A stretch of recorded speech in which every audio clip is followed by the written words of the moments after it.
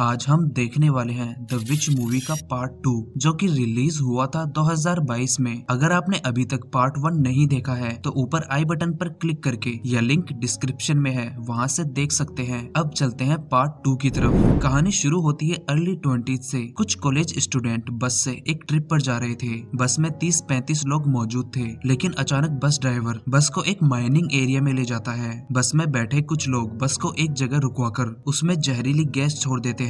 बस में बैठे सभी लोगों को मार दिया जाता है सिवाय एक लड़की के। लड़की को बेहोश करके बस से बाहर निकाला जाता है। कुछ देर बाद उस लड़की को होश आता है तो वो खुद को एक हॉस्पिटल जैसी जगह पर पाती है। वो लड़की प्रेग्नेंट थी। उसके पास डॉक्टर बेक की बहन बैठी उसके होश में आने का इंतजार कर रही थी। लड़की होश में आते ही उससे पूछती है कि क्या मेरे पेट में मेरा बच्चा ठीक है? तो डॉक्टर बोलती है कि हाँ वो ठीक है और वो एक लड़की है। अब उसकी एक बहन भी होगी, दोनों जुड़वा पैदा होंगी। दरअसल वो लड़की ही जायून की माँ थी और जायून सिर्फ अकेले ही पैदा नहीं हुई थी, उसकी एक जुड़वा बहन भी थी। कहानी अब आती है वर्तमान में। साउथ कोरिया में ही एक आइसोलेटेड जगह पर, जहाँ पर एक आर्क में बहुत ही ताकतवर म्यूटेंट्स को दुनिया से दूर रखा गया था। वो सब जायून से भी ताकतवर थे। एक टूवू नाम के म्यूटेंट्स के ग्रुप को उस जगह पर जितने भी म्यूटेंट थे उनको मारने का काम दिया गया। उन म्यूटेंट्स को मारने का सिर्फ एक तरीका था और वो था सर में गोली मारकर मारना। जब टूवू ग्रुप उस जगह पर हमला करता है तो वो सारे म्यूटेंट्स एक्टिव स्टेज में नहीं थे।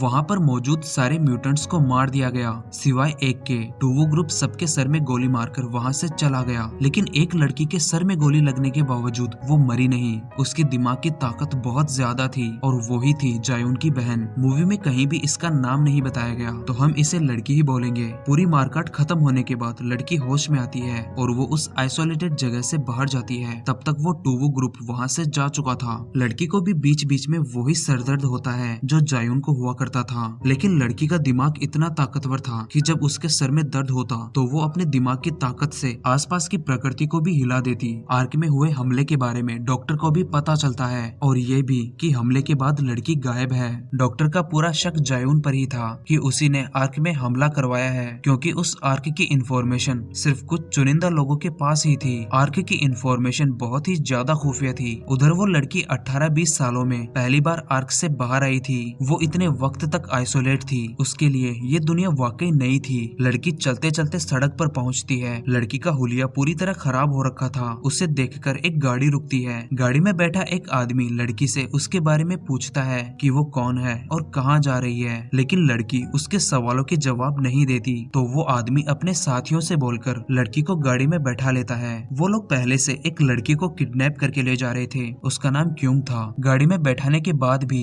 वो लोग लड़की से बार बार उसके बारे में पूछते हैं, लेकिन लड़की कुछ नहीं बोलती। इससे उन लोगों को गुस्सा आ जाता है और वो लड़की से बदतमीजी करना शुरू कर देते हैं। उसके साथ बदतमीजी करने से लड़की कार में मौजूद एक एक आदमी को बुरी तरह मारती है, लेकिन कुछ देर बाद लड़की बेहोश हो जाती है। क्यूंग अपनी हेल्प के लिए अपने अंकल को बुलाती है। वो बेहोश लड़की को भी अपने साथ ले जाती है। क्यूंग के अंकल एक जानवरों के डॉक्टर थे, तो वो दोनों लड़की को उसके क्लिनिक पर ले आते हैं उसका थोड़ा इलाज करने। लड़की को बहुत सारी गोलियां लगी थी, लेकिन क्यूंग के अंकल जैसे ही लड़की की सारी गोलियां निकालते हैं उसके सारे घाव एकदम ठीक हो जाते हैं। क्यूंग के अंकल को ये बहुत अजीब लगा। जो लोग क्यूंग को किडनैप करके ले जा रहे थे वो लोग एक योंगडू नाम के आदमी के लोग थे। क्यूंग के पापा की मौत के बाद योंगडू उनकी जमीन हड़पना चाहता है, इसलिए वो बार बार क्यूंग को परेशान करता रहता है। इलाज के बाद क्यूंग लड़की को अपने साथ अपने घर ले जाती है। क्यूंग के साथ उसके घर में उसका छोटा भाई गिल भी रहता है, लेकिन वो लड़की पर कुछ खास ध्यान नहीं देता। डॉक्टर का मानना था कि लड़की का बाहर खुलेआम घूमना ठीक नहीं है, क्योंकि अगर इस बात का पता हेडक्वार्टर को चला तो उसके लिए प्रॉब्लम खड़ी हो सकती है।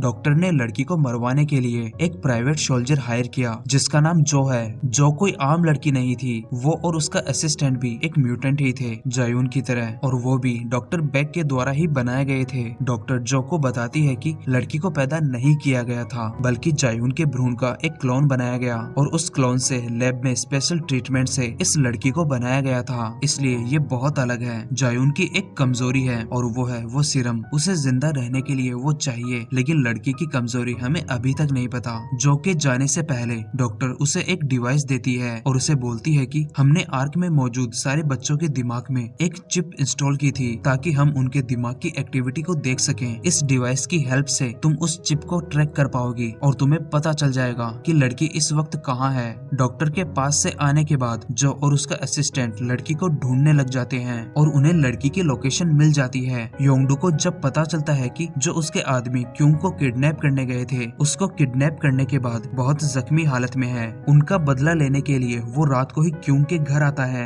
अपने बहुत सारे गुंडे लेकर। उसके घर आकर वो उसे और उसके भाई दोनों को पीटते हैं। लड़की छत पर खड़े होकर ये सब देख रही थी। थोड़ी देर बाद लड़की चुपचाप योंगडू के गुंडों के पास आकर उन्हें मारने लग जाती है। लड़की का सिर्फ एक वार एक आदमी को मारने के लिए काफी था। उसकी ताकत देखकर योंगडू बहुत घबरा जाता है और बिना वक्त गवाए वहाँ से भाग जाता है। अगले दिन योंगडू क्यूंग के अंकल के पास जाता है लड़की के बारे में पता करने कि वो क्यूंग के साथ क्यों रहती है और वो कौन है। योंगडू उसे बहुत टॉर्चर करता है लेकिन उसे कुछ खास पता नहीं चलता। योंगडू ये तो समझ गया था कि वो लड़की इतनी पावरफुल है तो जरूर वांटेड है। वो उसके बारे में अपने स्तर पर पता करने की कोशिश करता है और उधर टूवू ग्रुप को पता चलता है कि लड़की अभी भी जिंदा है और वो बाहर घूम रही है। वो दोबारा उसे ढूंढने निकल जाते हैं। रात वाली घटना के बाद गिल लड़की से फ्रेंडली होने की कोशिश करता है क्योंकि उसे पता चल चुका था कि जब तक लड़की उनके साथ रहेगी योंगडू उन्हें दोबारा तंग नहीं कर पाएगा। योंगडू ने अंकल के साथ जो भी किया अंकल ने वो सब क्यूंग को बताया और उससे बोला कि उस लड़की को घर से निकाल दो, वो तुम दोनों के लिए खतरा है। योंगडू दोबारा कुछ जरूर करेगा। लड़की के बारे में पता करते करते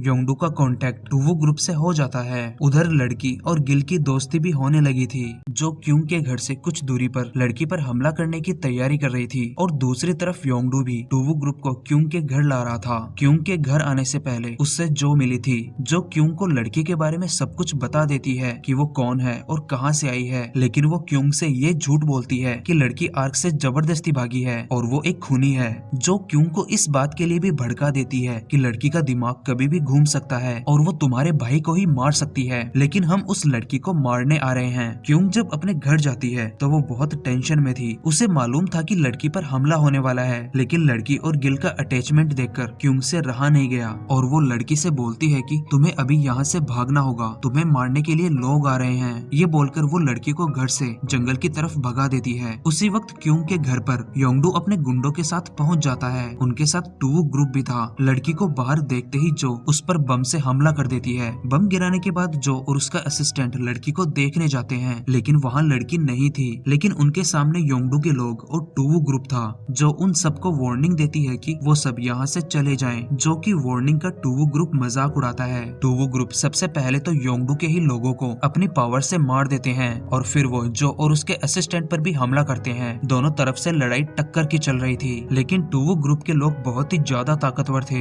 उनको किसी भी तरीके से हराना लगभग नामुमकिन था। लेकिन दोनों तरफ की लड़ाई में क्यूंग और गिल भी मारे जाते हैं। लड़ते लड़ते आखिरकार जो और उसका असिस्टेंट भी मारे गए। टूवू ग्रुप के लिए अब बारी थी लड़की को ढूंढकर मारने की, लेकिन लड़की खुद ही वहाँ पर उनके पास आ जाती है क्योंकि वो क्यूंग और गिल को छोड़कर नहीं जाना चाहती थी। उनसे उसका इमोशनल अटैचमेंट हो गया था, लेकिन जब वो वहाँ पहुंचकर उन्हें मरा हुआ देखती है तो वो बहुत ज्यादा दुखी हो जाती है। टूवू ग्रुप लड़की को मारने की कोशिश करता है, लेकिन उनका सामना होता है लड़की की असली पावर से। लड़की की दिमागी ताकत इतनी थी कि उसे टूवू ग्रुप के लोगों को मारने के लिए हाथ पैर भी चलाने की जरूरत नहीं थी। एक एक करके ग्रुप के सारे मेंबर मारे जाते हैं सिवाय एक लड़की के जिसका नाम टोवू था। उसी वक्त उस जगह पर जायुन भी आ जाती है। दरअसल टूवू ग्रुप को जायुन ने ही भेजा था, लेकिन उसने लड़की को मारने के लिए नहीं भेजा बल्कि आर्क से छुड़ाने भेजा था। टोवू की इस गलती से जायुन उससे बहुत नाराज होती है और उसे भी मार देती है। जायुन फिर लड़की से बोलती है कि मैंने टूवू ग्रुप को तुम्हें छुड़ाने का काम दिया था, लेकिन ये लोग तुम्हें मारने तुम्हारे पीछे ही पड़ गए। आर्क में मैंने जानबूझकर तुम्हारे सर में गोली मरवाई थी ताकि मैं श्योर हो जाऊं कि तुम मेरी बहन हो, क्योंकि मुझे पता था मेरी बहन के सर में गोली लगने के बावजूद वो मरेगी नहीं।